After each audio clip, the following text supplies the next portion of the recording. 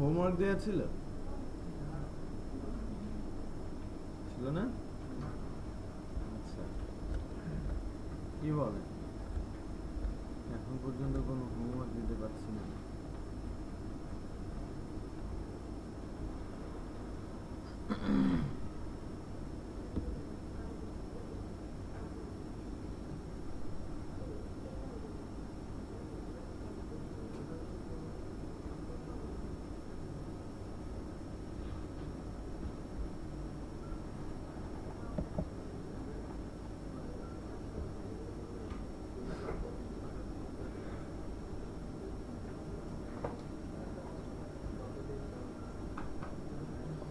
ওকে, আজকে আমরা সিএসএস নিয়ে একটু আলোচনা করি। সিএসএস শুরু করছি। হ্যাঁ, এই সিএসএস এর আলোচনা শুরু হচ্ছে। পরপর কয়েকটা ক্লাস হবে সিএসএস এর উপরে। সিএসএস এবং এইচটিএমএল প্যারালালি আগাবে। হ্যাঁ, আজকেও যেমন আমি সিএসএস এবং প্যারালালি আগাবো। তো সিএসএসটা কি সেটা একটু আমরা জেনে নেওয়ার চেষ্টা করি। সিএসএস ক্যাসকেডিং স্টাইল শিট, এটা একটা ক্লাস বেসড মার্কআপ ল্যাঙ্গুয়েজ যার কাজ এইচটিএমএল ট্যাগকে ডিজাইন সেন্স থেকে কন্ট্রোল করা। এইচটিএমএল ট্যাগগুলোকে ডিজাইন সেন্স থেকে কন্ট্রোল করা এবং সাথে সাথে সাইটের টোটাল ডিজাইনকে ম্যানেজ করার জন্য সিএসএস ইউজ করা হয়ে থাকে। ওকে, এটা ক্লাস বেসড মার্কআপ ল্যাঙ্গুয়েজ যা নিজে নিজে এক্সিকিউট হতে পারে না। এইচটিএমএল এর উপরে এসে সিএসএস প্রপার্টিগুলো এক্সিকিউট হয় এবং সিএসএস প্রপার্টিগুলোকে সমন্বিতভাবে একটা নামের এগেনস্টে আনা হয়, সেটা যার নাম হচ্ছে কি ক্লাস। আর ক্লাসকে ইউজ করা হয় এইচটিএমএল ট্যাগের উপরে। ওকে, সিএসএস ফাইলে লিখতে হয়, .css ফাইলে লিখতে হয়, এটি স্ট্যান্ডার্ড। এবং সিএসএস ফাইলকে এইচটিএমএল এর সঙ্গে লিংক করে দেন ক্লাসগুলো এইচটিএমএল ট্যাগের উপরে অ্যাপ্লাই করতে হয় ইউজিং অ্যাট্রিবিউট, এইচটিএমএল অ্যাট্রিবিউট। তো এইচটিএমএল এর অ্যাট্রিবিউটের হেল্প নিয়ে সিএসএস এর ক্লাসগুলোকে ট্যাগের উপরে বসিয়ে দিতে হয়। আবার বলছি, সিএসএস এর ক্লাসগুলো লিখতে হয় .css ফাইলে, যেটা একটা ডিফারেন্ট ফাইল, রাইট? ওই ডিফারেন্ট ফাইলটাকে এইচটিএমএল ফাইলের সঙ্গে লিংক করে দিতে হয়। আদারওয়াইজ যে ক্লাসগুলো আমি ইউজ করতে চাচ্ছি সেটা আমরা ইউজ করতে পারবো না। আচ্ছা, সিএসএস কে এইচটিএমএল ট্যাগের মধ্যেও লেখা যায়। সিএসএস কে এইচটিএমএল ট্যাগের মধ্যে ইনলাইনে লেখা যায়, বাট ওটাকে আমরা সিএসএস বলবো না, ইনলাইন স্টাইলিং বলবো। ওকে, সিএসএস প্রপার্টিগুলোকে এইচটিএমএল এর একটা অ্যাট্রিবিউট আছে যার নাম স্টাইল,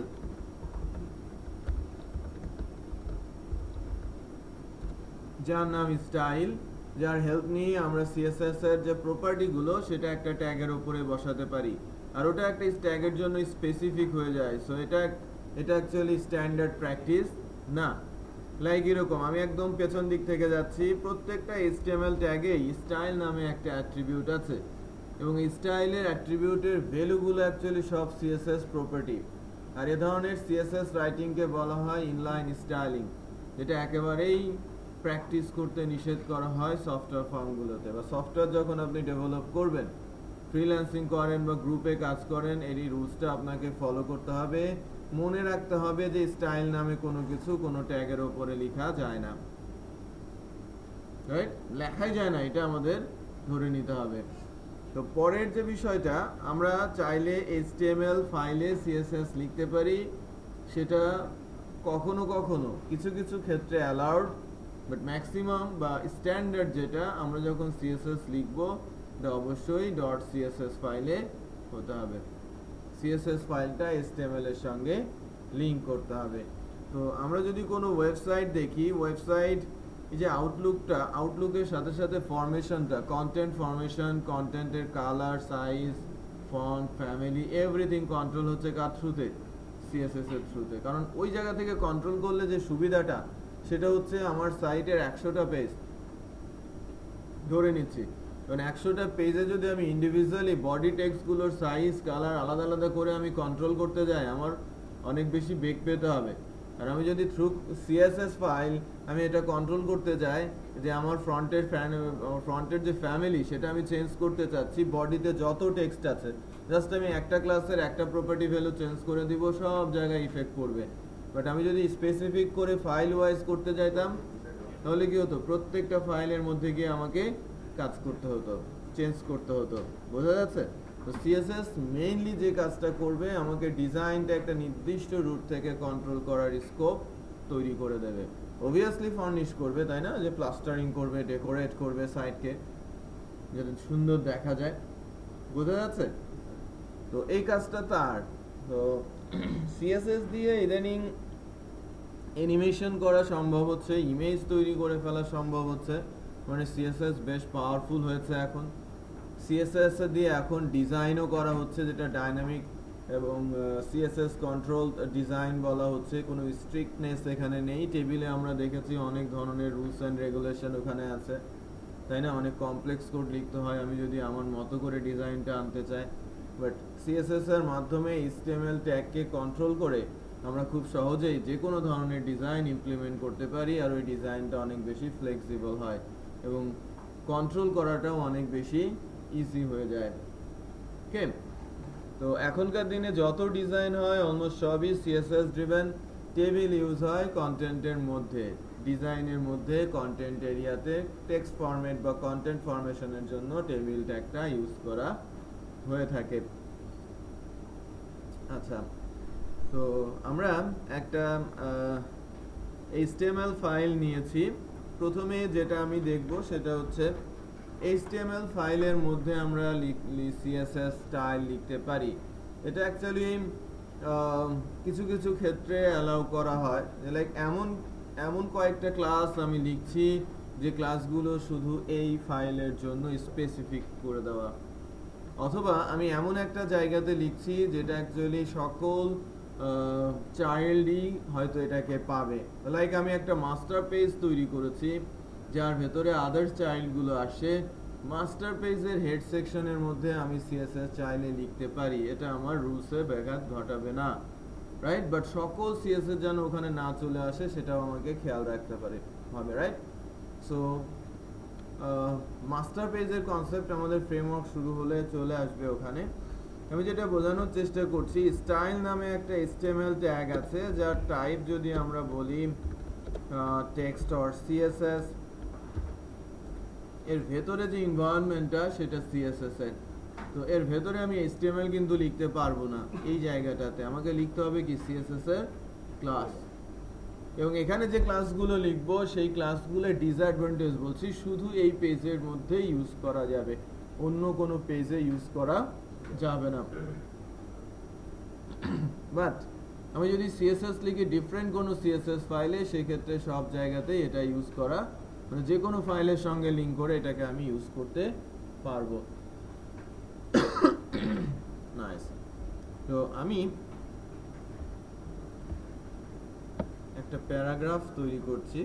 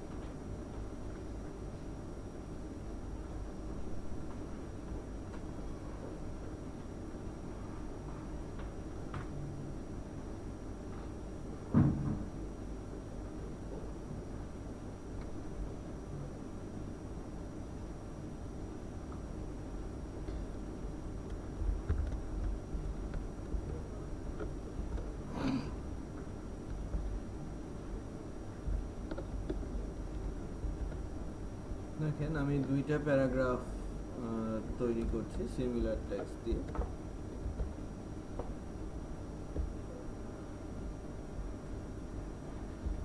ডে 4 এর মধ্যে আমি একটা এক্সাম্পল লিখছি, আমার দুইটা প্যারাগ্রাফ আছে।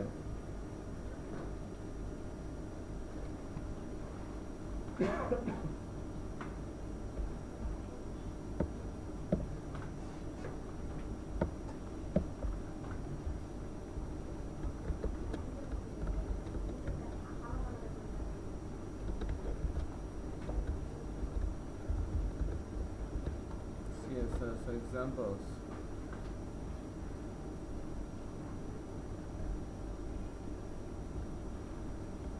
Now এবার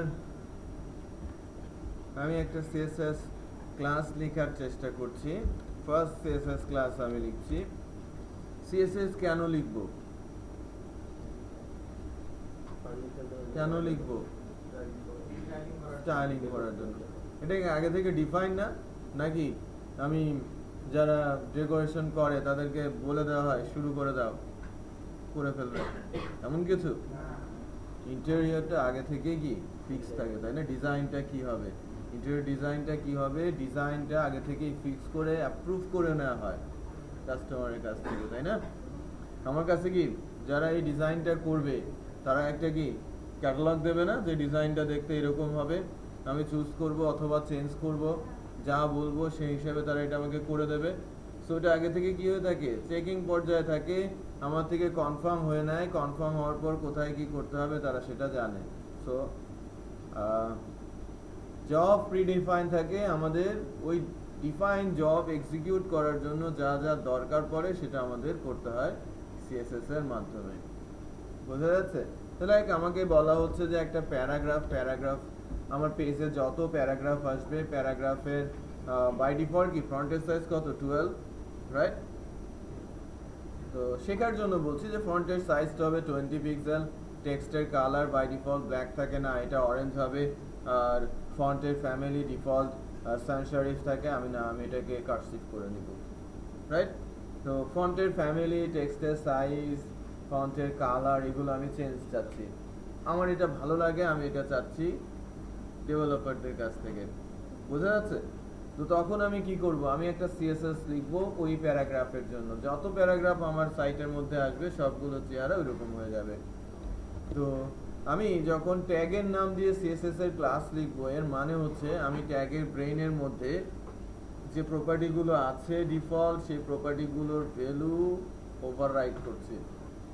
প্যারাগ্রাফের টেক্সটের কালার আছে, ফন্টের সাইজ আছে, ফন্টের ফ্যামিলিও আছে, এমন কিছু হয়তো এখানে নেই, যে লাইক ফন্টের উইডথ কি বোল্ডনেস, যেটা এটা কি প্যারাগ্রাফে থাকে, নরমালি ফন্টগুলো কি ডিফল্ট স্ট্রাকচারে থাকে না, ওটা কি নতুন একটা প্রপার্টি অ্যাডিশনাল, যেটা আমি অ্যাড করে দেব। আমি প্যারাগ্রাফের টেক্সটের নিচ দিয়ে আন্ডারলাইন করে দেব, এটা তো নরমালি প্যারাগ্রাফে থাকে না, তার মানে কি প্যারাগ্রাফের ব্রেনের মধ্যে নতুন একটা প্রপার্টি আমি অ্যাড করে দিচ্ছি। তার মানে এক্সিস্টিং প্রপার্টিগুলোর ভ্যালু ওভাররাইড করা যায়, নতুন প্রপার্টি এর ভেতরে অ্যাড করেও দেয়া যায়।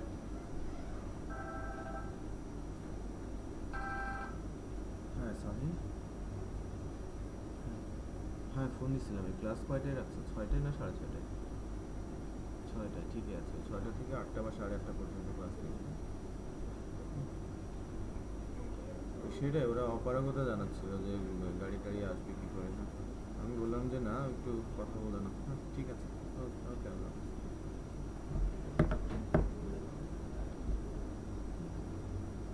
আচ্ছা, সো আমি টেক্সটের কালার তো শুধু লিখছি কি কালার, ওকে? কালার আমি বলছিলাম যেন এই কালার হবে অরেঞ্জ, ওকে? এরপরে আমি বলছি এই যে প্রপার্টি, এগুলোকে বলা হচ্ছে প্রপার্টি। আচ্ছা, একটা কথা একটু বলে নেই, আপনাদের যদি হঠাৎ করে কেউ জিজ্ঞেস করে যে সিএসএস ক্লাসের স্ট্রাকচার লিখেন, তো কিন্তু এক্সাম্পল চায় নাই, কি চেয়েছে? স্ট্রাকচার। সো স্ট্রাকচারটা এভাবে লিখতে হয়,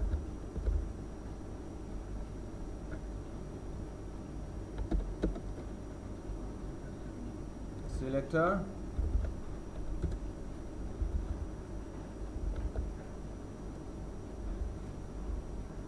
property colon values, হ্যাঁ, selector curly brace property colon values। Property অনেকগুলো আসতে পারে, সো আপনি এখানে ডটেড দিয়ে দিতে পারেন, সিলেক্টর প্রপার্টি ভ্যালুস। সিলেক্টরটা হচ্ছে ক্লাস নেম, প্রপার্টি হচ্ছে আপনি কি করতে চাচ্ছেন এবং তার ভ্যালু। প্রত্যেকটা প্রপার্টির একের অধিক ভ্যালু আছে, এই জন্য এখানে লেখা হচ্ছে কি ভ্যালুস। আমি কালার বলছি, নাম্বার অফ কালার্স আছে, ফন্টের ফ্যামিলি বলছি, ফন্টের সাইজ বলছি, আর যাই বলি না কেন প্রত্যেকেরই কিন্তু একের অধিক ভ্যালু থাকে। আচ্ছা, এটা ইন্টারভিউ কোশ্চেন আর কি, যে আপনি যদি সিএসএস বলেন যে না আমি সিএসএস জানি, তো আপনাকে হয়তো লিখতে বলবে যে সিএসএস ক্লাসের স্ট্রাকচারটা লিখেন। এরপর হয়তো বলবে যে সিএসএস আমি কোথায় কোথায় লিখতে পারি একটু আমাকে দেখান। ওকে, আমি যদি HTML জানি, HTML টেস্ট করার জন্য আমাকে বলবে এমন কিছু HTML এর ট্যাগের নাম বলেন যেখানে আমি HTML ট্যাগ ছাড়া অন্য কোনো কিছু লিখতে পারি। অথবা উল্টো করে বলতে পারে HTML ট্যাগ লেখা যায় না এমন কোনো ট্যাগ লিখেন, এমন কোনো HTML এর ট্যাগ লিখেন যার ভেতরে HTML এর ট্যাগ লেখা যায় না। সো কোশ্চেন অনেক ঘুরিয়ে পেঁচিয়ে আসতে পারে, বাট কোশ্চেনের যদি অ্যান্সার জানা থাকে তাহলে আমি খুব সহজেই লিখতে পারবো। তো ইন্টারভিউ এর জন্য যখন প্রিপেয়ার্ড হবেন, লাইক আপনি HTML CSS ইন্টারভিউ দিতে যাচ্ছেন, বেস্ট হচ্ছে ওডেস্কে যাবেন, 4-5টা অ্যাকাউন্ট করবেন, প্রতিবার এক্সাম দেবেন, প্রতিবারের এক্সামের স্ক্রিনশট নিয়ে নেবেন। ওকে, HTML দেবেন, CSS দেবেন, স্ক্রিনশট দিয়ে অ্যান্সারগুলো কালেক্ট করে দেন সবগুলো কোশ্চেন অ্যান্সার জেনে তারপর যাবেন, পাস করে যাবেন। ঠিক আছে, ওদের কোশ্চেন ব্যাংকটা বেশ ম্যাচিউরড, ওরা ইজি টাইপের কোশ্চেনও করে, হার্ড কোশ্চেন এবং মিড লেভেল কোশ্চেনও করে। তার মানে ওই কোশ্চেনগুলোর অ্যান্সার যদি আমার জানা থাকে, তাহলে আপনি 5বার যদি এক্সাম দেন আপনাকে 200 কোশ্চেন দেবে, বাট এর ভেতরে হয়তো 40-50টা কোশ্চেন কমনই থাকবে, কারণ র্যান্ডমলি নাই, তাদের ডাটা ব্যাংকে 200 মতো কোশ্চেন থাকে অলওয়েজ, তার ভেতর থেকে 40টা কোশ্চেন তারা র্যান্ডমলি দেয়। যদি 150 কোশ্চেন হয়, 150 কোশ্চেন আপনি সলভ করে নেবেন, এবং এটা পড়তে কি একদিনও লাগার কথা না, শুধু সলভ করতে কিছুটা সময় হয়তো লেগে যাবে। সলভ করতে হলে আপনাকে পড়তে হবে, আর পড়লেই তো তখন শিখে যাবেন। আচ্ছা, সলভ করতে গেলে আপনি শিখেই যাবেন আলটিমেটলি। সো এগুলো বিষয়। আপনি HTML CSS বা যে কোনো ল্যাঙ্গুয়েজ যদি আপনি ইন্টারভিউয়ে পাস করতে চান, ওটা এখনকার দিনের জন্য সবচেয়ে সহজ উপায়। আর আপনি এক্সাম, আপনাকে যদি জব দিতে হয় আপনার এক্সাম ফেস করতেই হবে, এমনিতে কিন্তু এক্সাম পাওয়া নাকি জব পাওয়া যাবে না, রাইট? 2 ধরনের টেস্ট হয়, একটা হচ্ছে থিওরিটিক্যাল টেস্ট, এখন 3টা হয়। থিওরি অনেক বেশি যদি থাকে, থিওরিতে বাছাই করা হয়, তারপর টেকনিক্যাল সেশন দেওয়া হয়, টেকনিক্যাল সেশনে বাছাই করা হয়, ইন্টারভিউ নেওয়া হয়, রাইট? তো থিওরি দেন ইন্টারভিউ দেন টেকনিক্যাল সেশন হয়, অথবা থিওরি টেকনিক্যাল সেশন দেন ইন্টারভিউ হয়। বিভিন্ন শেপে আমরা কিন্তু চুজ করি। ম্যাক্সিমাম ক্ষেত্রে যেটা দেখা যায় যে এখানে পাবলিক প্রাইভেট ইনস্টিটিউটগুলো জবের জন্য অ্যাপ্লাই করছে, বাট বেশিরভাগ ক্ষেত্রে যারা জব পাচ্ছে সেগুলো সবই মূলত ইনস্টিটিউট, ডিপ্লোমা হোল্ডাররা। হ্যালো,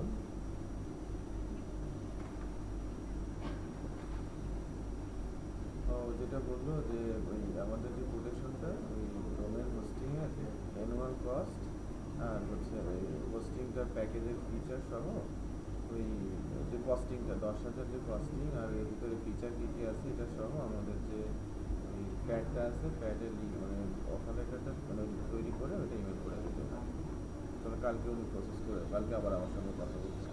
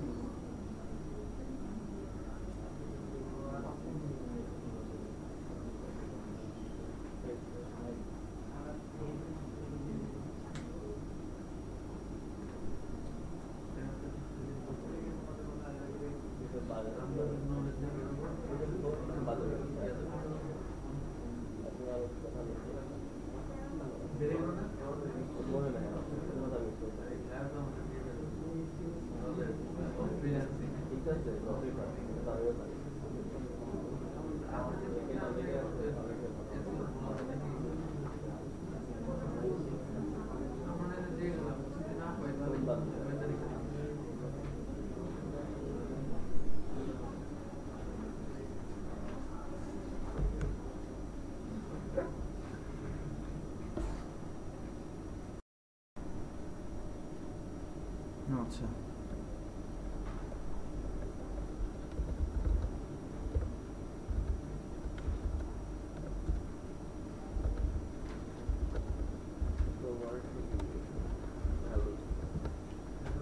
আচ্ছা এটা হচ্ছে আমাদের ক্লাস স্ট্রাকচার আমি ওই স্ট্রাকচারে লিখেছি পি একটা সিলেক্টর কালারস হচ্ছে প্রপার্টি অরেঞ্জ হচ্ছে তার ভ্যালু তো পি একটা ট্যাগের নাম সো আমার এই পেজের ভেতরে যতবার পি ট্যাগ পাবে তার চেহারাটা আমি যে প্রপার্টিটার ভ্যালু দিয়েছি ঠিক সেরকম হবে তাই না অরেঞ্জ আমি ভ্যালুটা চেঞ্জ করছি অলিভ রাইট চেঞ্জ হচ্ছে তাই না তো ব্রেইনে কি হচ্ছে প্যারাগ্রাফের ব্রেইনে যে প্রপার্টিটা ছিল তার ভ্যালু আমি ওভাররাইট করে দিচ্ছি রাইট আমি যদি এক্সট্রা কোনো প্রপার্টি অ্যাড করতে চাই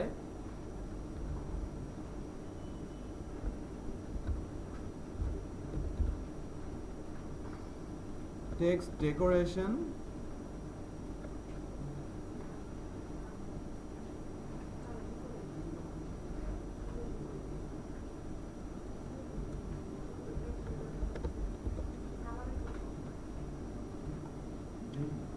হ্যাঁ আমি একটা ভ্যালু দিয়েছি এটা কি তার ডিফল্ট ব্রেইনে আছে নেই কারণ এটা মানে প্যারাগ্রাফের ভেতরে বাই ডিফল্ট টেক্সট ডেকোরেশন নামে কোনো প্রপার্টি ইন্টারনালি নেই এবার আমি সিএসএস এর মাধ্যমে সেটা অ্যাড করে দিলাম বোঝা যাচ্ছে কালার আগে থেকে ছিল তার ভ্যালু ওভাররাইট হয়েছে নতুন একটা প্রপার্টি এখন অ্যাড করেছি যার নাম টেক্সট ডেকোরেশন ভ্যালু দিয়েছে ব্লিঙ্ক সো এটাকে ব্লিঙ্ক করছেন একটু খেয়াল করে দেখবেন যে ডেকোরেশনের অনেক ভ্যালু আছে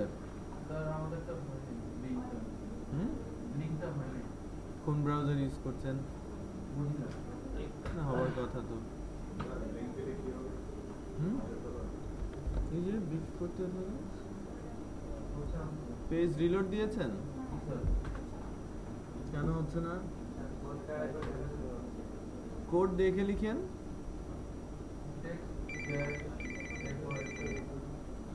হ্যালো হ্যালো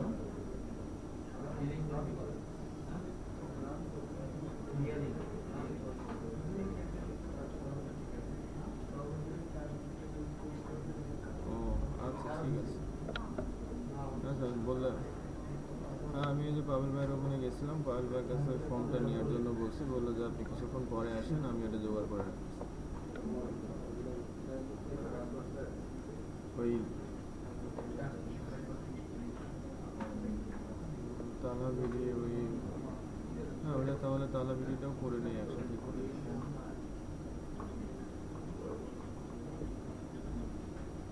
ঠিক আছে না কাস্টমারের সাথে বলি না আগে ওইটা তুমি যদি পাঠাও দেন আমি পরে কথা বলে দিচ্ছি আগে বারবার কথা বলে দিচ্ছি কথা ক্লাস নিচ্ছি তো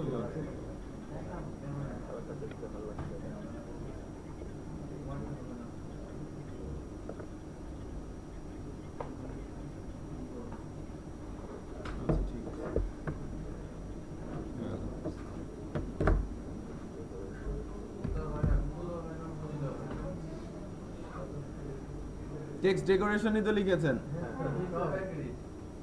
কাউরি হয় না আমারটা কি করলো, কি করে হলো?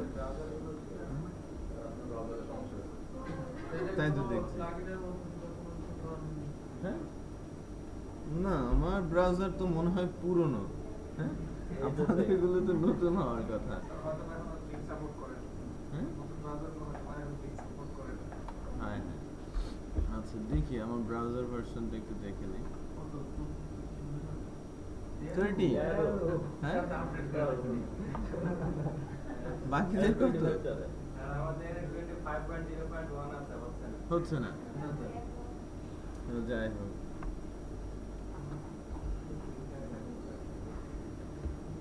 অন্য কোনো ব্রাউজারই কাজ করছে না? আচ্ছা, ইন্টারনেট এক্সপ্লোরারে আসবে না?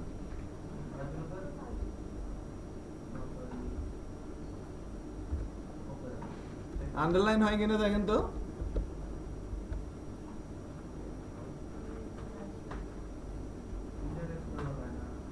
আন্ডারলাইন দেখেন, আন্ডারলাইন দেখেন, ব্লিঙ্ক না হলে না হোক। হয়, আচ্ছা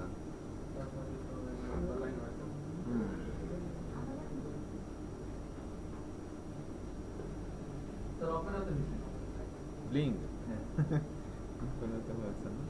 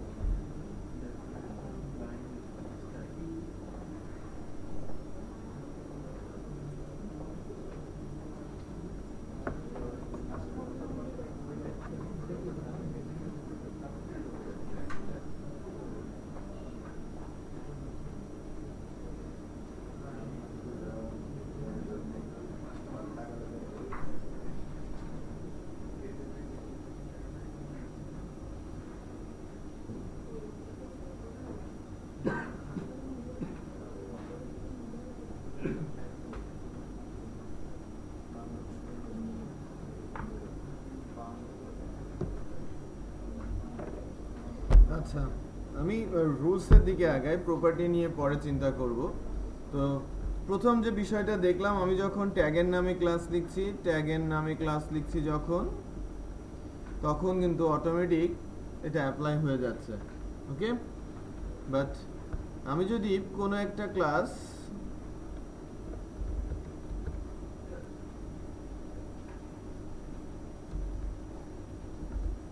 যে নামে কোনো ট্যাগ নেই, রাইট, টেস্ট নামে কোনো HTML এর ট্যাগ নেই, ওকে, সেক্ষেত্রে এটাকে আমি বলছি ইউজার ডিফাইন CSS ক্লাস। এর আগে যেটা লিখেছিলাম HTML ট্যাগের নামে CSS এর ক্লাস। তো HTML এর যত ট্যাগ আছে সবার নামেই ক্লাস লেখা যায়, আর যখনই তাদের নামে ক্লাস লিখবো অটোমেটিক তার ব্রেনের ভেতরে এই প্রপার্টিগুলো চলে যাবে। আর যখন আমি ইউজার ডিফাইন কোনো ক্লাস লিখবো, সেই ক্লাসগুলোকে HTML ট্যাগের ওপরে অ্যাপ্লাই করে দিতে হবে, HTML ট্যাগের ওপরে এনে বসিয়ে দিতে হবে HTML ট্যাগের অ্যাট্রিবিউটের মাধ্যমে। এখন কিভাবে বসাবো? দুইটা রুলস আছে যে CSS এর ক্লাসকে দুইভাবে কল করা যায়, HTML এর অ্যাট্রিবিউট আইডি এবং HTML এর অ্যাট্রিবিউট ক্লাস দিয়ে। তো কখন আইডি কখন ক্লাস? যদি কোনো ইউজার ডিফাইন ক্লাসের সামনে ডট থাকে, সেক্ষেত্রে আমরা তাকে কল করব ক্লাস নামে অ্যাট্রিবিউট দিয়ে। কোনো ক্লাসের সামনে যদি ডট থাকে আমি তাকে কল করব ক্লাস নামে অ্যাট্রিবিউট দিয়ে, মানে এখানে অ্যাপ্লাই হয়েছে, বোঝা যাচ্ছে। দ্বিতীয় হচ্ছে আমি যখন কোনো ক্লাসের সামনে হ্যাশ লিখব তাহলে ওই ক্লাসটাকে কল করতে হবে আইডি নামে অ্যাট্রিবিউট দিয়ে।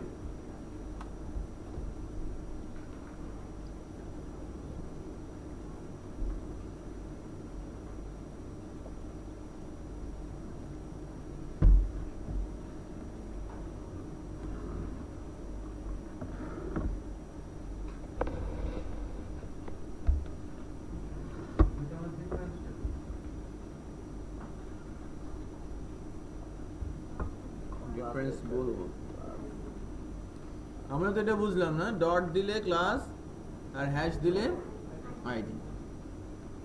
এখন আইডি কখন ইউজ করা হয়, কখন ডট? যে ক্লাসগুলো লেআউটের সেল ডিফাইন করার জন্য বা লেআউটের সেল তৈরি করার জন্য বা বড় বড় ইস্যু কোনো একটা পেজের লেআউট স্ট্রাকচার দাঁড় করাচ্ছি, wrapper cell, logo, banner, menu, sidebar, content, footer, এই যে সেলগুলো আমি তৈরি করছি সিএসএস এর মাধ্যমে, তখন ওই ক্লাসগুলোর সামনে বসানো হয় হ্যাশ ক্লাস এবং ডিক্লেয়ার করা হয় এটা একটা ইউনিক ক্লাস, একটা পেজের ভেতরে একবার ইউজ হবে। এটা একটা ইউনিক ক্লাস, একটা পেজের ভেতরে একবার ইউজ হবে, সেই ক্লাসগুলোর সামনে হ্যাশ বসানো হয় এবং হ্যাশ বসালে তাকে কল করতে হয় আইডি দিয়ে। ওকে, এবং যদি আমি আইডি দিয়ে কোনো একটা ক্লাস ইউজ করি, একটা পেজের ভেতরে একবার ইউজ করা যায় HTML সেন্স থেকেও, যদি একের অধিকবার ইউজ করতে চাই তাহলে কি হয়ে যাবে, তখন HTML এর এরর জেনারেট করে, CSS আউটপুট দেবে। আমি যদি টেস্ট 2 বার লিখি আউটপুট কিন্তু 2 বারই আসবে, বাট একটু খেয়াল করে দেখেন কি হচ্ছে। আমি যদি এখানে আইডি দেই টেস্ট,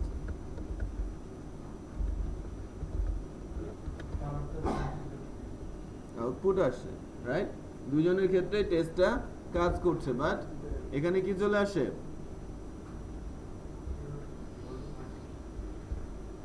ডুপ্লিকেট আইডি। এটা একটা এরর, একটু ওয়ার্নিং।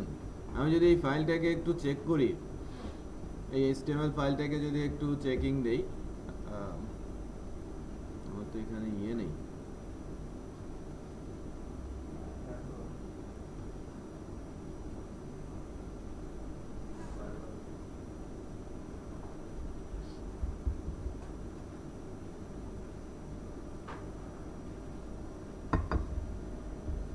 একটা এরর আছে, 3টা ওয়ার্নিং আছে HTML পেজের মধ্যে।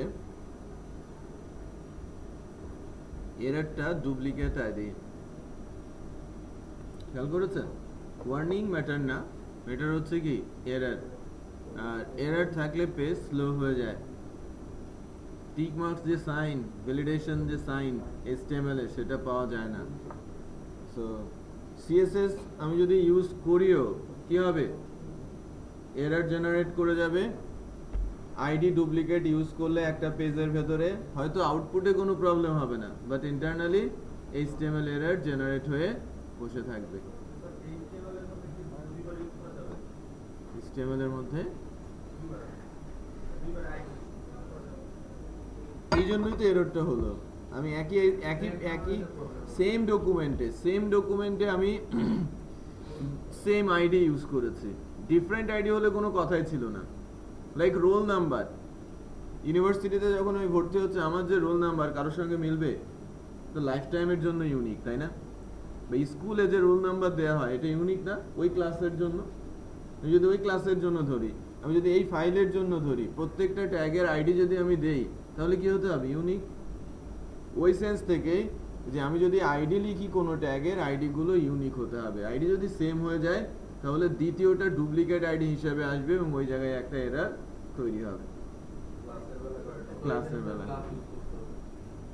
আপনি যদি কোনো ক্লাস একটা পেজের ভেতরে একের অধিকবার ইউজ করতে চান, সেক্ষেত্রে ওই ক্লাসের সামনে ডট বসাবেন।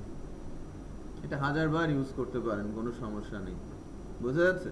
তার মানে ছোট ছোট ক্লাসগুলোর সামনে, মানে ফ্রিকোয়েন্টলি ইউজ CSS ক্লাসগুলোর সামনে ডট বসানো হয়, আর ইউনিক টাইপের ক্লাসগুলোর সামনে হ্যাশ বসানো হয়। বড় ধরনের ক্লাস, যে কোনো লেআউট স্ট্রাকচার তৈরি করছে, সেল তৈরি করছে, তাদের জন্য হ্যাশ লেখা।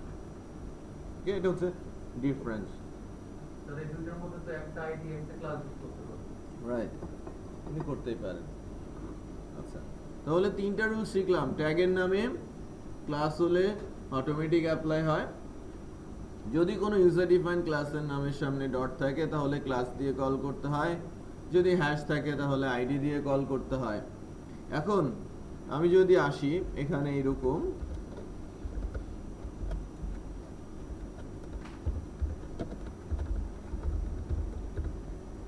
আইটি ট্রেনিং,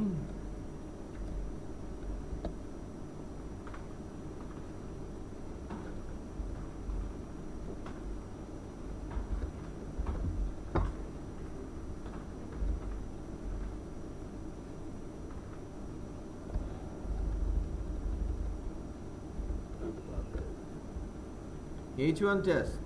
হ্যাঁ, তো H1 এর উপরেও টেস্ট ক্লাস আছে, P এর উপরেও টেস্ট ক্লাস আছে। একটু খেয়াল করেন,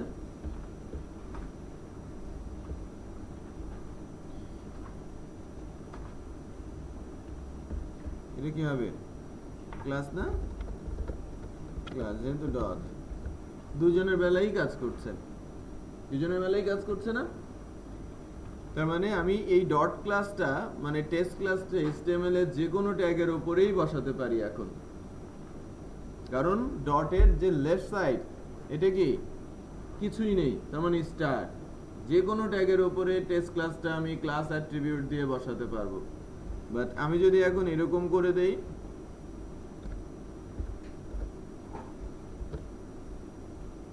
টেস্ট ক্লাসটা শুধু H1 ট্যাগের জন্য। আমি যদি একটা পেজের ভেতরে 10টা H1 থাকে, 10 জায়গাতেই আমি এটা ইউজ করতে পারবো। বাট H1 ছাড়া অন্য কোনো ট্যাগের উপরে এই টেস্ট ক্লাসটা দিলে আর কাজ করবে না।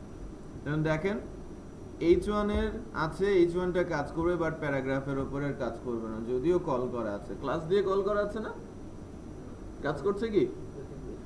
কারণ স্পেসিফিক করে দেওয়া হলো H1 ট্যাগের জন্য। বোঝা যাচ্ছে?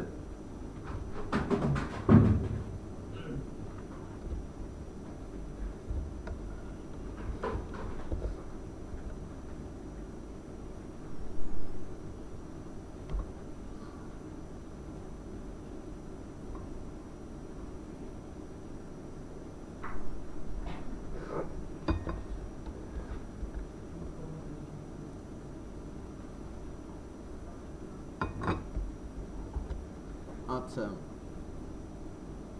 তাহলে এইখানে কিন্তু এই হ্যাশের বেলাও একই কথা। যদি কোনো ক্লাসের সামনে হ্যাশ থাকে এবং তার লেফটে যদি কোনো ট্যাগ আমি মেনশন করে দেই, তাহলে ওই ট্যাগটা জন্যই শুধু হ্যাশ ক্লাসটা ইউজ করা যাবে।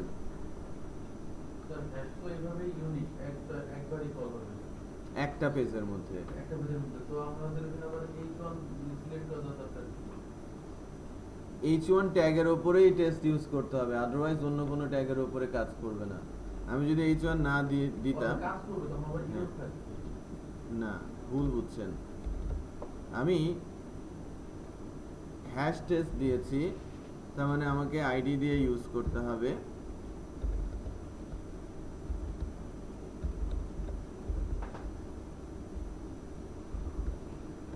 আইডি দিয়ে ইউজ করতে হবে। এখানে আইডি ডুপ্লিকেট হলো, এটা একটা ভুল, আমি এটা বাদ দিয়ে দিলাম। ওকে, এবং এটা আইডি দিয়ে আমি এই টেস্টটা ইউজ করেছি, এটা কাজ করবে।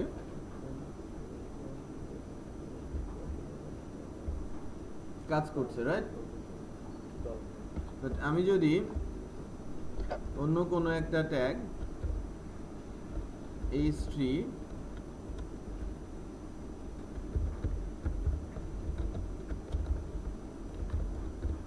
অনলাইন ট্রেনিং,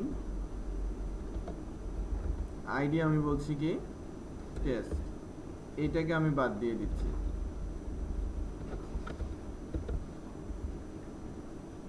তাহলে H1 থেকে বাদ গেল, এটা কাজ করছে এখন কার জন্য?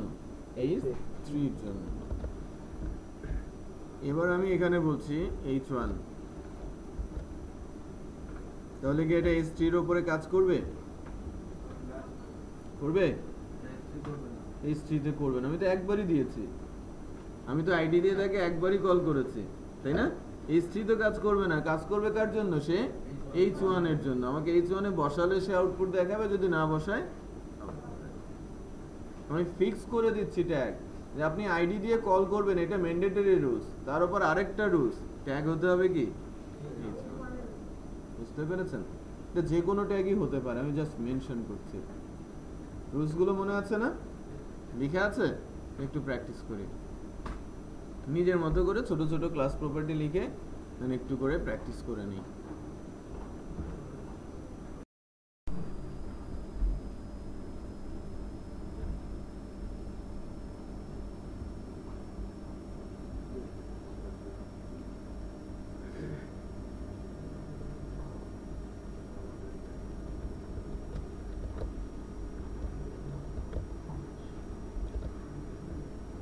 এই যে CSS,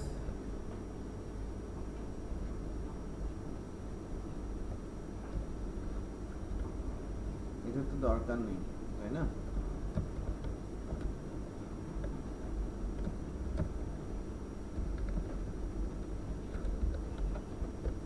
CSS-টাকে আমি একটা ডিফারেন্ট ফাইলে লেখার চেষ্টা করব এখন। তো আমার day4 ফোল্ডারের মধ্যে CSS নামে একটা ফোল্ডার লিখে নিচ্ছি, তৈরি করে নিচ্ছি, এবং CSS ফোল্ডারের মধ্যে আমি নতুন একটা স্টাইল ফাইল নিচ্ছি। নিউ থেকে গিয়ে cascading style sheet, cascading style শিটটার নাম দিচ্ছি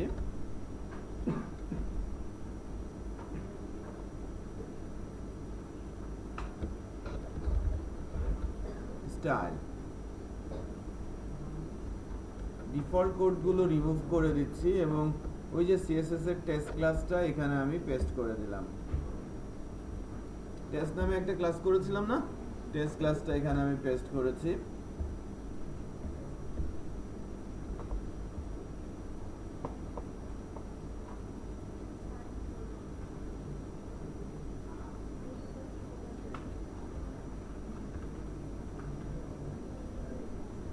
আমি কি করলাম, আমার সাব ফোল্ডার day4 এর মধ্যে CSS একটা ফোল্ডার করেছি, স্টাইল নামে একটা ফাইল করেছি, এবং এই ফাইলের মধ্যে আমি একটা CSS ফাইল লিখলাম style.css। এর মধ্যে একটা ক্লাস যেটা আমি ওই HTML পেজের মধ্যে লিখেছিলাম সেটা এখানে দিয়ে দিলাম।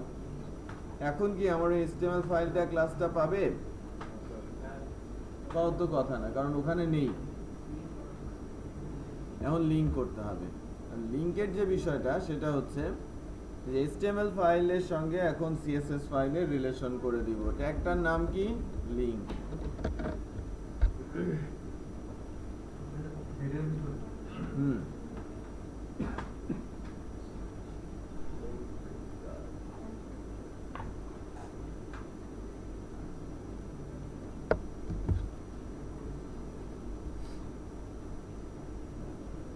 এরপরে লিখতে হবে টাইপ টেক্সট অর CSS, এরপর রিলেশন স্টাইল শিট, এরপর দিতে হবে রেফারেন্স, হাইপারলিংক রেফারেন্স। আমার ওই CSS ফাইলটা কোথায় আছে? কন্ট্রোল স্পেস দিচ্ছি, হ্যাঁ, ইমেজ আনার মতো করে CSS style.css, দেন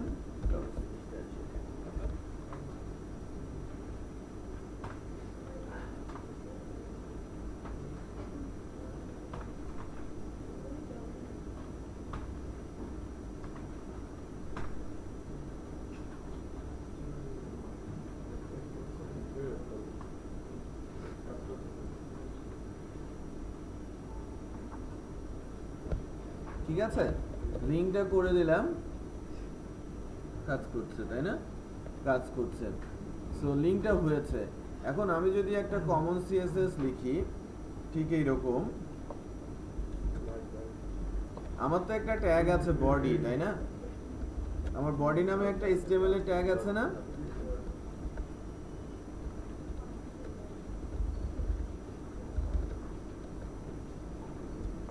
বডি নামে HTML ট্যাগ আছে। আমি কালার যদি বলি,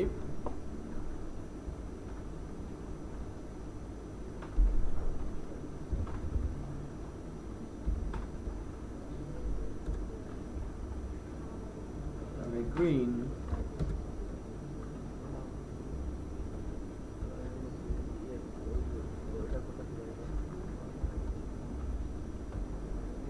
background color আমি যদি বলি like orange, just colorful করছি, হ্যাঁ কালারের কোডটা কিভাবে আনলাম তাই না সরাসরি গ্রিন লিখলেও হবে আমি যে এখানে এনে কন্ট্রোল স্পেস যদি দেই কন্ট্রোল স্পেস দিলে যে উপরে চলে আসে না কালার চুজার এটা এন্টার দিলে এই ডায়লগ চলে আসবে সরাসরি লিখলেও হবে হ্যাঁ তো দেখেন আমি তো বডিতে দিয়েছি তাই না তাহলে পুরো বডিটার চেহারা এরকম হয়ে যাবে পুরো বডি ব্যাকগ্রাউন্ড অরেঞ্জ আর টেক্সটের কালার গ্রিন তার মানে এর উপরে যদি কোনো কিছু না অ্যাপ্লাই হয় ডিফল্ট এটাই থাকবে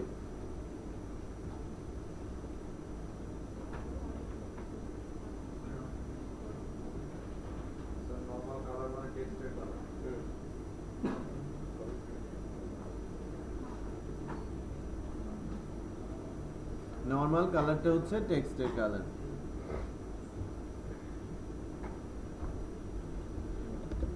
আচ্ছা তো এবার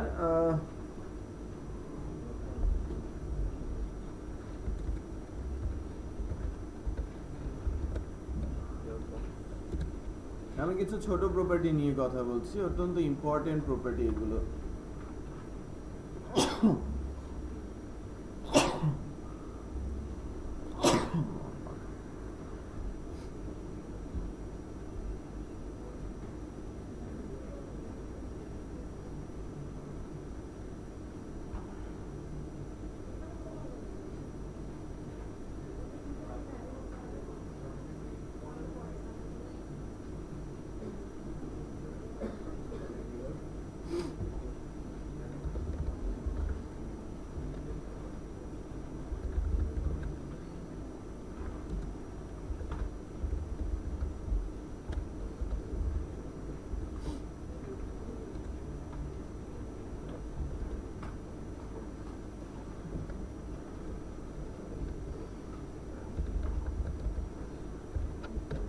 এখানে আমি একটা বক্স ক্লাস লিখেছি লাইক দিয়েছি বক্স 1 যার প্রপার্টি দিচ্ছি with 200 height 200 background colour red আমি HTML এ গিয়ে এখানে এসে একটা div নিচ্ছি যার আইডি হিসেবে আইডি তো হবে না কি হবে ক্লাস হিসেবে নিচ্ছি ক্লাসের নাম কি বক্স 1 তো ওই ডিভটা একটা বক্সের মতো হয়েছে তাই না উইথ 200 হাইট 200 স্কয়ার শেপ তাই না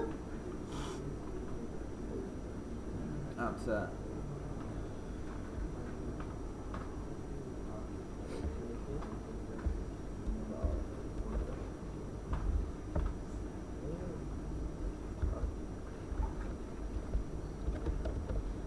টেক্সট গুলো বাদ দিয়ে দিলাম উপরে আমি বক্সটা এনেছি রাইট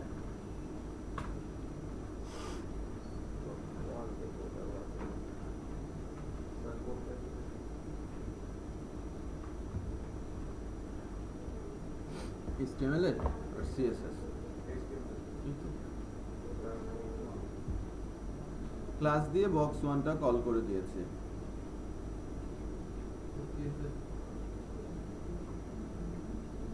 CSS টা দেখতে হবে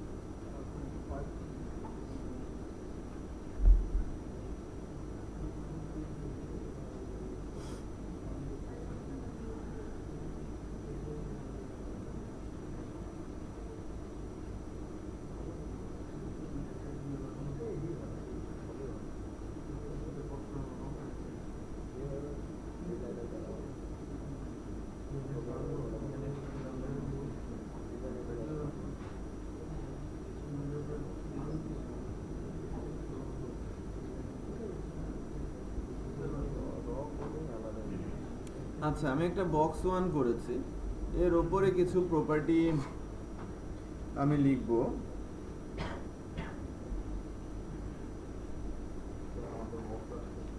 আসছে না? কেন আসবে না? হ্যাঁ, ট্যাগের উপরে ক্লাস দিয়ে কল করেছো, বক্সের সামনে ডট দেওয়া আছে, ডট দেওয়া আছে।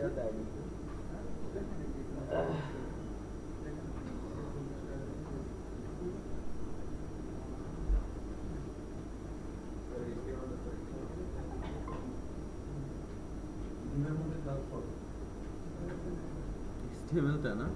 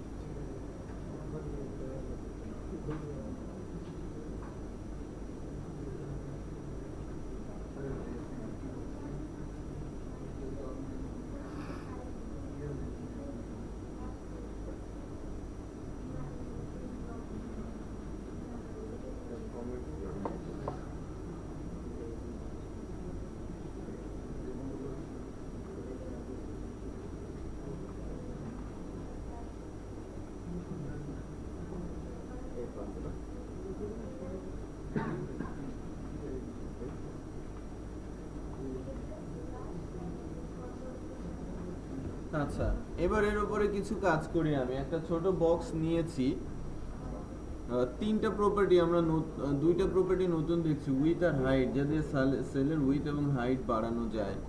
ওই যে টেবিলে আমরা বলেছিলাম না যে টেবিলের উপরে যে হাইটের যেটা কাজ করছিল না এরর, এখন আমি একটা ছোট্ট ক্লাস লিখে যদি ওই টেবিলের উপরে আইডি বা ক্লাস দিয়ে কল করে দেই, তাহলে হাইটটা কি সলভ হয়ে যাবে না? বোঝা যাচ্ছে? আচ্ছা, নাও তো বক্সটাকে প্রথমে আমরা বক্সের ভেতরে কিছু টেক্সট দেওয়ার চেষ্টা করি, কিছু প্রপার্টি আমরা শিখি বক্সটার জন্য।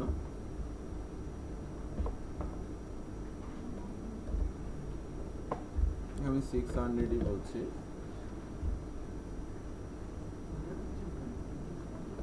এই সেলটা 600 এর।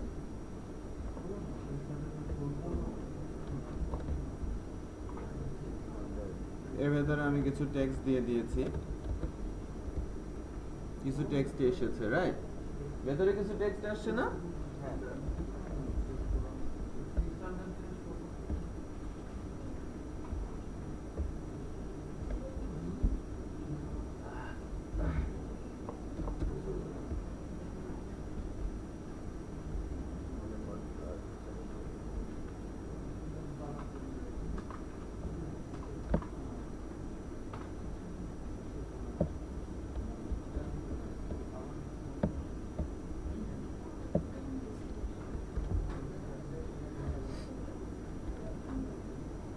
বাঙালি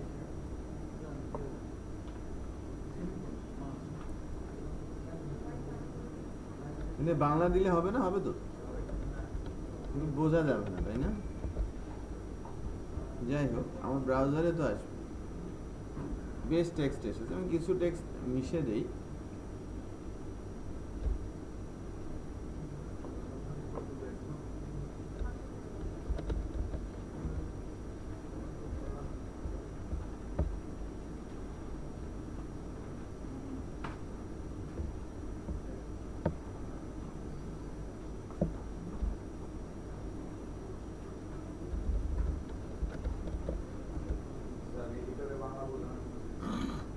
নেটবিনস বোঝে না,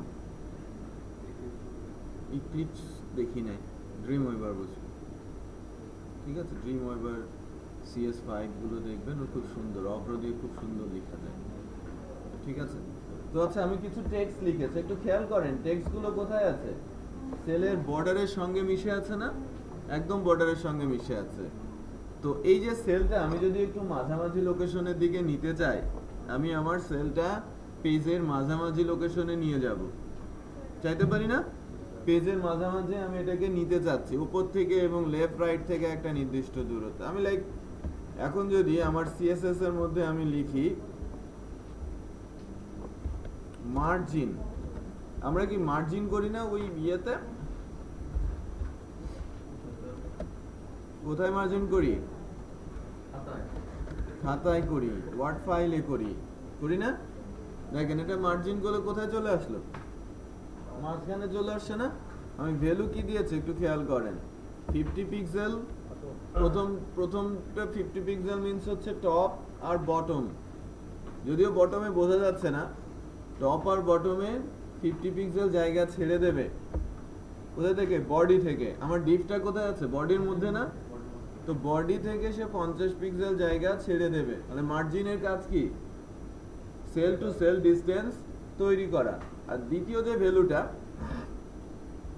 এটা হচ্ছে রাইট আর লেফটের জন্য। আমি বলেছি অটো, সে নিজেই ক্যালকুলেট করে নেবে যে আমি কতটুকু করে ছাড়বো, দেন অটোমেটিক সে মাঝখানে প্লেস করে ফেলবে। লেফটে সমান এবং রাইটে সমান পরিমাণ জায়গা সে ছেড়ে দেবে। বাট আমি যদি এখানে মেনশন করে দিতাম তাহলে সে লেফটে 100 রাইটে 100 ছাড়তো। এদিকে 100 ছেড়েছে এটা বোঝা যাচ্ছে না, বা এদিকে যে 100 ছেড়েছে এটা বোঝা যাচ্ছে কিন্তু, রাইট? তো আমরা আরেকটা ভ্যালু দেখলাম, এখানে অটো লেখা যায়। তো মার্জিনের কাজ কি? চারিদিক থেকে আমি যদি একটা ভ্যালু দেই, চারিদিকে 50 পিক্সেল জায়গা ছেড়ে দেবে। যদি দুইটা ভ্যালু দেই, প্রথমটা টপ বটম, দ্বিতীয়টা রাইট লেফট, অ্যাকচুয়ালি 1 2 3 4 চার ধরনের ভ্যালুই মার্জিনে দেয়া যায়। চার ধরনের ভ্যালু এর পরে বলবো। প্যাডিং দেয়া যায়, বর্ডার উইথ দেয়া যায়, বর্ডার রেডিয়াস দেয়া যায়। সেই চারটা জিনিস আমি আলোচনা করার পর রুলস লিখে দিব যে কে কোথায় ইফেক্ট করছে, বুঝতে পারবেন। তাহলে প্যাডিংটা কি, সরি মার্জিনটা কি? সেল টু সেল ভেরিয়েন্টের জন্য। আচ্ছা, এবার বলছি আরেকটা জিনিস একটু বলে রাখি, এটা কিন্তু সেলের ওপরে কোনো ইফেক্ট করে না, সেলের সাইজের ওপরে কোনো ইফেক্ট করে না। সো রুলস আমি একটু বলে নেই, লিখে নেই, তাহলে আলোচনাতে সুবিধা হবে। আমি যদি এটাকে বলি একটা সেল,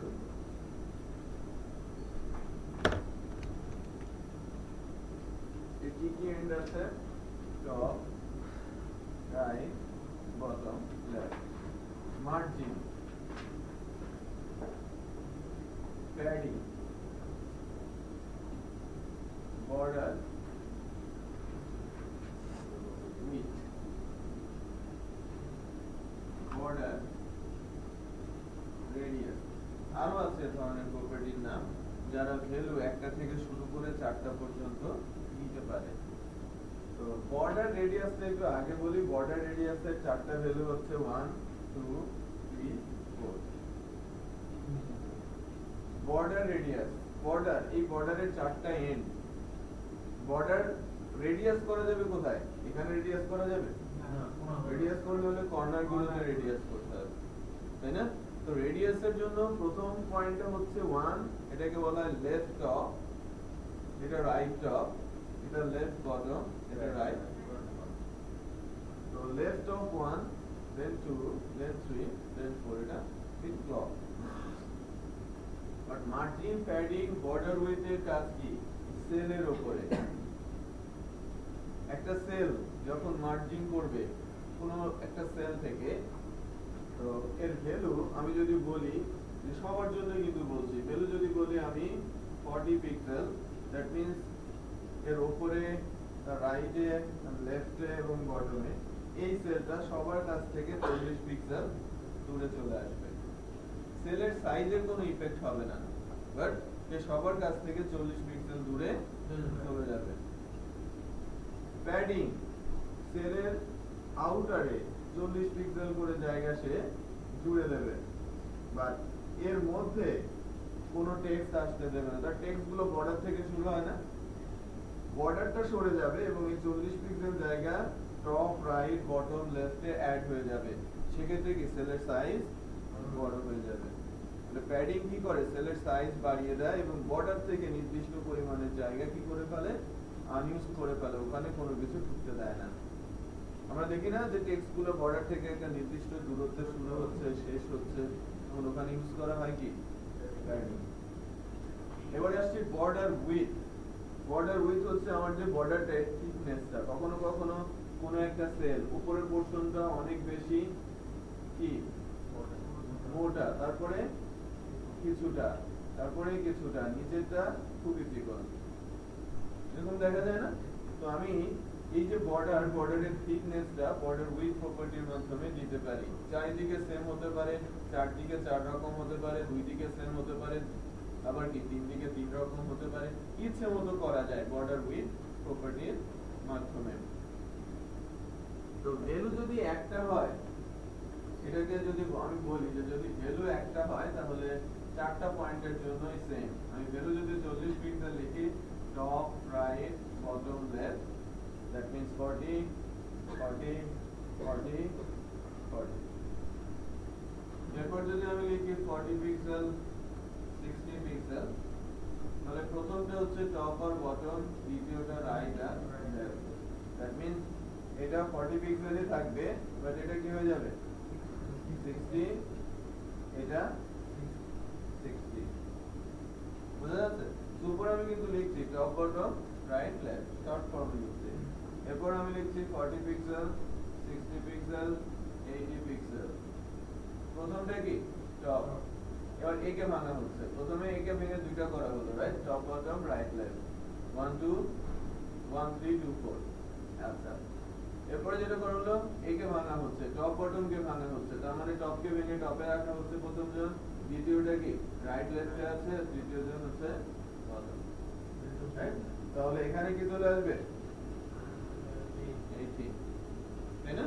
তাহলে তৃতীয়টা তিনটা যদি আমি ভ্যালু অ্যাপ্লাই করি, প্রথমটা টপের জন্য, দ্বিতীয়টা রাইট লেফটের জন্য, তারপর আমার যদি এরকম হয় যে আমি কোনো একটা সেল কে রাইট এবং লেফটে সমান পরিমাণ মার্জিন করতে যাচ্ছি, টপ আর বটম কে একটু ডিফারেন্ট মার্জিন করতে যাচ্ছি, তখন তিনটা ভ্যালু ইউজ করব।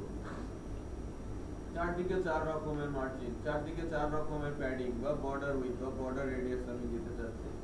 তো ভ্যালু এরকম 40 60 80 90, টপ রাইট বটম, এটা ক্লকে, হ্যাঁ ক্লকওয়াইজ হচ্ছে না, টপ রাইট বটম লেফটে কাজ করবে। তাহলে আমরা প্যাডিংটা দেখলাম, মার্জিনটা এখানে আউটপুটে দেখেছি, প্যাডিংটা আমরা দেখে নিচ্ছি।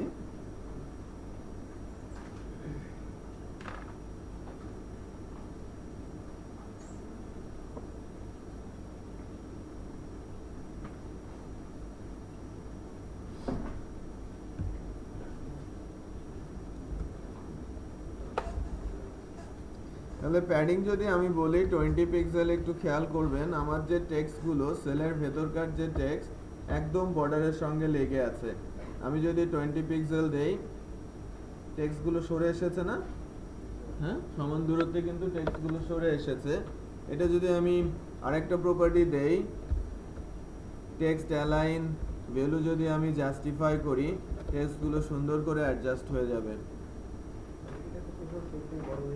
হ্যাঁ সেলটা বড় হয়ে গেছে, সেলের আগের সাইজেই টেক্সটগুলো বসে আছে কিন্তু, বাট প্যাডিং দেওয়াতে সেলের উপরে নিচে রাইটে বটম লেফটে সব জায়গায় কি হয়ে গেছে 20 পিক্সেল করে বেড়ে গেছে।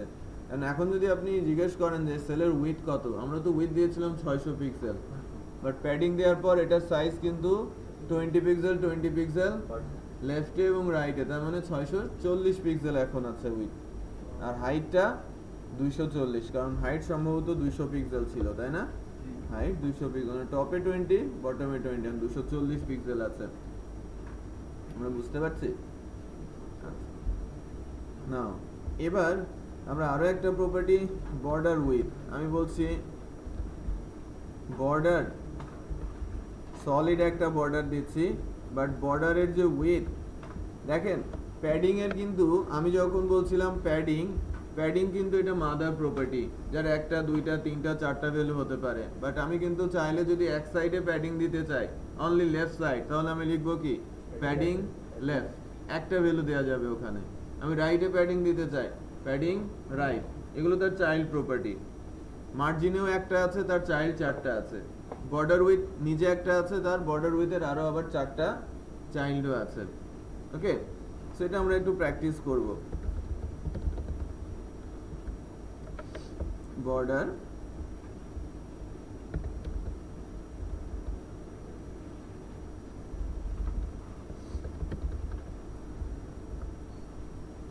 বর্ডার উইথ যদি আমি বলি 10 পিক্সেল, 10 পিক্সেলের কিন্তু একটা বর্ডার এসেছে। কালার চেঞ্জ করা যায়, বর্ডার স্টাইল, বর্ডার কালার, প্রপার্টিগুলো কিন্তু আছে, আপনারা দিয়ে দিয়ে টেস্ট করতে পারেন। কালার আমি চেঞ্জ করে নিতে পারবো।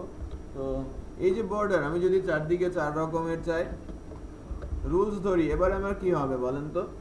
টপ বটমে 20 আর রাইট লেফটে, সরি টপ বটমে 10, রাইট লেফটে কত হবে? 20, তাই না? 20 দিয়েছি। The border এটা দিলে এখানে বলতে unexpected to can be found এখানে তো ওর কথা না, বর্ডার জাস্ট আমি সলিড লিখেছি। বর্ডারের অনেক ভ্যালু আছে, ডটেড আছে, ডাবল আছে, ইনসাইড আছে, আউটসাইড আছে। আমি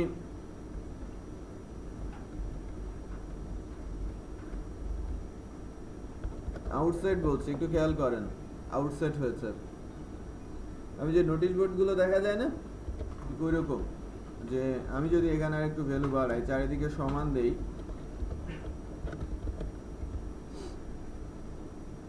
এটা আউটসাইড অবস্থায় আছে, বর্ডারটা আউটসাইড অবস্থায় আছে।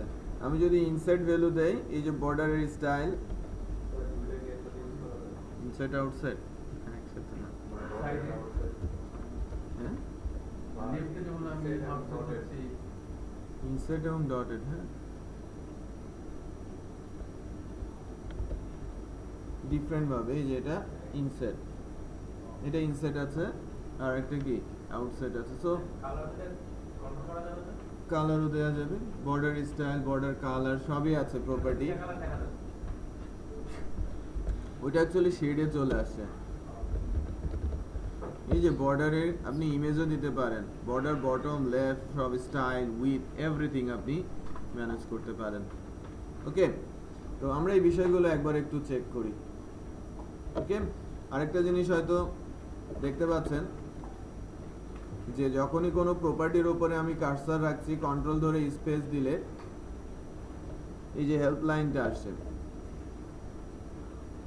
কে কোথায় কিভাবে সাপোর্ট করে সবগুলো এখানে বলা আছে। এগুলো নিয়ে আমি আলোচনা করব, CSS 3 যখন আলোচনা আসবে তখন এটা আমি আলোচনা করব।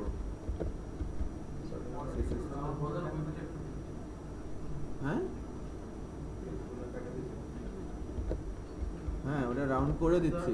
এরকম করা যাবে যে লেফটের বর্ডারটা আমি কি করতে যাচ্ছি ওই ইনসাইড আর রাইটেরটা আউটসাইড, সেলের ভিতর সেল দিতে হবে, এছাড়া হবে না। হ্যাঁ,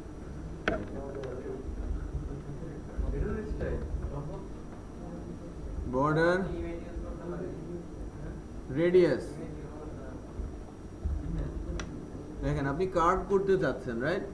কার্ভ করতে চাচ্ছেন, আমি 50 পিক্সেল দিয়েছি, চারটা কর্নারই 50 পিক্সেলে কার্ভ হবে। হ্যাঁ, চারটা কর্নারই 50 পিক্সেলে কার্ভ হবে। আমি যদি বলি 150, তাহলে সে 150তেই কার্ভ হবে না। 10 সাপোর্ট করতে পারে, এর নিচের গুলো সাপোর্ট করবে না, বাট একটু টেস্ট করতে হবে। তাছাড়া সকল ব্রাউজারই সাপোর্ট করে। এখন আমি যদি এরকম করি তাহলে কি হবে? 1 3, তাই না? সেলের 1 আর 3 50 পিক্সেলে যাবে, আর 2 আর 4 100 পিক্সেলে যাবে। একটু খেয়াল করেন, 2 4 100 পিক্সেলে যাবে। 1 আর 3 একটু কম রেডিয়াস হয়েছে, 2 আর 4 একটু বেশি রেডিয়াস হয়েছে। বোঝা যাচ্ছে? যাচ্ছে না? এটা কিন্তু বেশি বোঝা যাচ্ছে। তো আমি যদি এটাকে আরেকটু বাড়াই, সো ডিফারেন্ট শেপের দিকে আপনি যেতে পারেন এই বর্ডার রেডিয়াস ইউজ করেই। সো টাস্ক, এই যেগুলো বলেছি এগুলো করতে হবে, মানে যেগুলো আমি দেখালাম এগুলো প্র্যাকটিস করতে হবে, এবং একটা ফাইনালি একটা সার্কেল আমাকে তৈরি করে দেখাবেন, আর একটা হাফ সার্কেল তৈরি করে দেখাবেন। একটা সার্কেল আর একটা হাফ।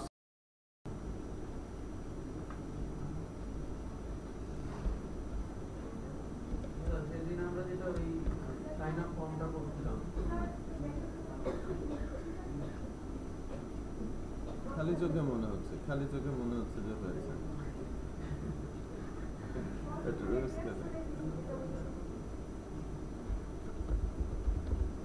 আচ্ছা, আমি উইথ দেখেন 200 pixel, height 200 pixel, background colour green,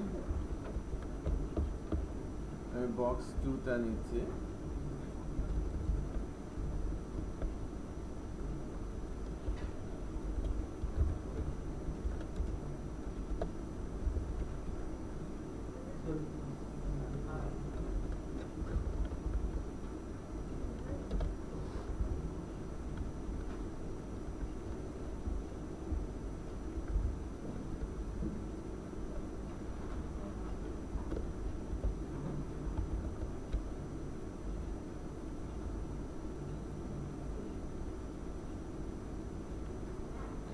নিচে একটা সেল এসেছে, দেখা যাচ্ছে দূর থেকে। নিচে একটা সেল এসেছে, এটা যদি আমি বলি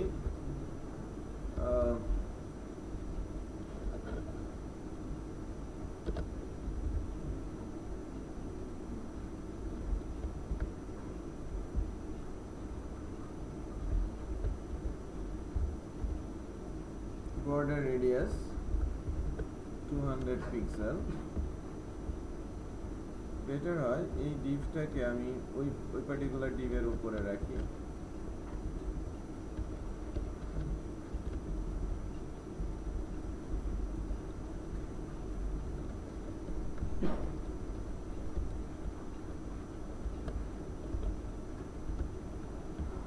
পিওর সার্কেল, ওকে। রেডিয়াস আমি যদি এটাকে একটা মার্জিন দেই, সেন্টারে নিয়ে আসি, মার্জিন 50 পিক্সেল, আর অটো, এবার বোঝা যাচ্ছে যে এটা সার্কেল হয়েছে। আচ্ছা, আমি আরেকটা হাফ সার্কেল করার চেষ্টা করছি এখন।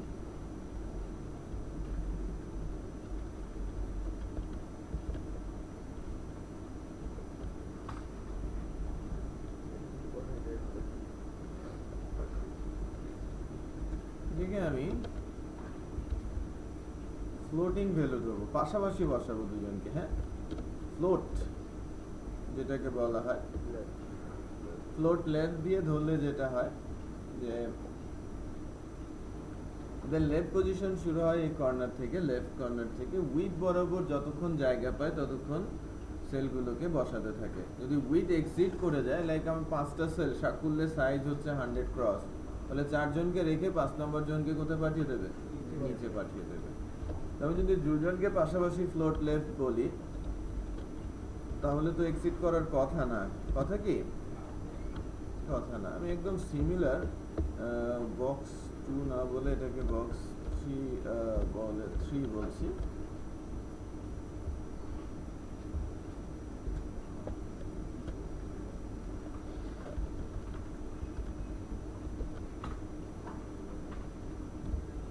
বক্স 3 বলছি। আচ্ছা, একে আমরা ফ্লোটিং পয়েন্ট লেফট দিয়ে দিব। আরেকটা বক্স আছে না, এই test box 1,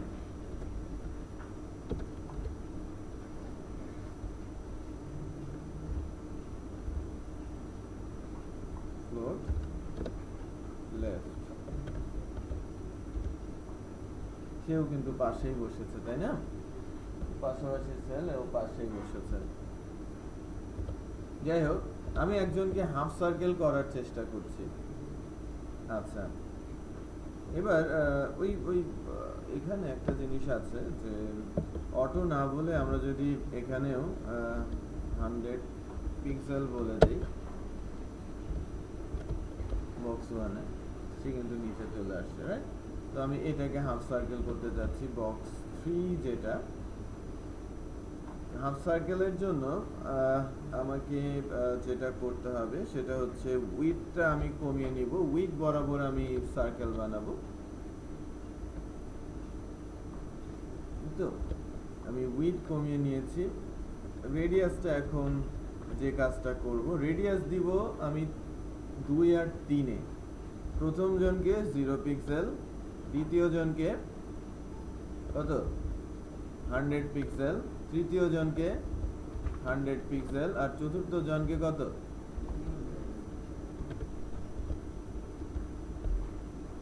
half circle, right? আমার উইথ কত অর্ধেকটা না, তাহলে রেডিয়াস কত হবে অর্ধেকের সমান, বোঝা যাচ্ছে? আমি প্রথমে সার্কেল ছিল কি 200 বাই 200, তো 200 এর অর্ধেক কি 100 উইথ, আর এখন রেডিয়াস যদি টোটাল কার্ভ করতে হয় তাহলে আমার রেডিয়াস হতে হবে 100 করে। সো আমি 1 আর 4 0 রাখছি, এরা স্থির, 2 আর 3 রেডিয়াস করছি, তাহলে কি হচ্ছে হাফ সার্কেল হচ্ছে। সো মার্জিন এখানে আমি পিক্সেল করে দেব, নিচে থাকে, বোঝা যাচ্ছে না? এটা হাফ সার্কেল হয়েছে তো, রাইট? হাফ সার্কেল হয়েছে। সো পাশাপাশি সেলগুলো আমরা কিভাবে বসাতে হয় এর মধ্যেই কিন্তু দেখলাম যে ফ্লোটিং পয়েন্ট লেফট দিলেই কিন্তু পাশাপাশি সেল বসে যাচ্ছে। তো আপনারা এখন 3টা সেল, 3টা বক্স, আমি যদি বলি 3টা বক্স পাশাপাশি বসান, পার্সেন্টেজ ইউজ করতে পারেন, কোনো একটা 25, কোনো একটা 20, আর কোনো একটা রেস্ট বাকিটা, এবং প্রত্যেকের মধ্যে একটা ছোট ছোট গ্যাপ চাচ্ছি, লাইক মার্জিন। সব মিলিয়ে আমি একটা সেল, 3টা সেল পাশাপাশি বসাতে বলছি। তার মানে আউটপুটটা এরকম হবে, আমি যদি বলি এরকম শুরু হবে, এখান থেকে একটু গ্যাপ আছে, এটা একটা সেল, চিকন একটা বর্ডার আছে মাঝখানে, এটা গ্যাপ, এটা একটা সেল, তারপরে আবার একটা গ্যাপ আছে, এটা একটা সেল, এবং 3টে সেলই পাশাপাশি থাকবে। এই ধরনের একটা আউটপুট চাচ্ছি আপনাদের কাছে। ফ্লোটের কাজটা আরেকবার দেখাচ্ছি। ফ্লোটের কাজ হচ্ছে, আবারও বলি, যে প্রথমে থাকবে, যে ফার্স্ট ফ্লোট লেফট, তার জন্য স্টার্টিং পজিশন হচ্ছে একেবারে টপ লেফট কর্নার, এই কর্নার থেকে সে ক্যালকুলেট করবে উইডথটা, তার উইডথ যতদূর পর্যন্ত যাওয়ার সে ততটুকু নেবে। নেওয়ার পর তারপরে আরেকটা ক্লাস যদি বলে ফ্লোট লেফট, লাইক এর উইডথ হচ্ছে 600 পিক্সেল, রাইট? তো 600 পিক্সেল পর্যন্ত তাকে নেওয়া হবে। 600 পিক্সেল যাওয়ার পর পরে আরেকটা সেলকে বলা হচ্ছে 200 পিক্সেল। আমি ধরে নিচ্ছি আমার টোটাল উইথ 1000 পিক্সেল, তাহলে কি 600 আর 200 কত হলো 800, স্টিল আমার 200 বাকি আছে। তো দুজন যখন ফ্লোট লেফট, প্রথম জনের ফ্লোট লেফট হচ্ছে এই কর্নার থেকে 600 পর্যন্ত, দ্বিতীয় জনের ফ্লোট লেফট হচ্ছে প্রথম জন যেখানে শেষ করেছে সেখান থেকে তার লেফট পজিশন, তাহলে আবার 200 নিলে বাকি আছে কত 200। আমি থার্ড কোন একটা সেল, ওকে যদি বলি 201, তাহলে ওকে কি ওই জায়গায় বসাতে পারবে? এক্সিট করবে না, সে চলে আসবে কোথায় একেবারে নিচে। যদি ওই 100 এর মধ্যে মিলে যায়, দ্যাট মিন্স 100% এর মধ্যে 3 জনকে মেলানো সম্ভব হয়, 3 জন পাশাপাশি বসবে। এখন এখানে উইথের সাথে প্যাডিং, এটা ক্যালকুলেশনে থাকতে হবে, মার্জিন যদি দেওয়া হয় সেটাও ক্যালকুলেশনে রাখতে হবে, তার মানে পুরোটা মিলিয়ে কত হবে 100। আপনার প্যাডিং যদি দেন, মার্জিন যদি দেন, বর্ডার উইথ যদি দেন, আর উইথ দেন, তো উইথ, মার্জিন, প্যাডিং আর বর্ডার উইথ সব কিছু ক্যালকুলেশনে আসবে এবং সব মিলিয়ে 100 হতে হবে। শুধু আমার সেলের উইথ গুলো ক্যালকুলেট করে দিলে কিন্তু আমরা যা চাচ্ছি সেটা পাবো না, বাকি সব কিছু আমাদের মাথায় রাখতে হবে। ওকে, এটা একটু করার চেষ্টা করি আমরা সব। এটা করতে পারলে নেক্সট ডে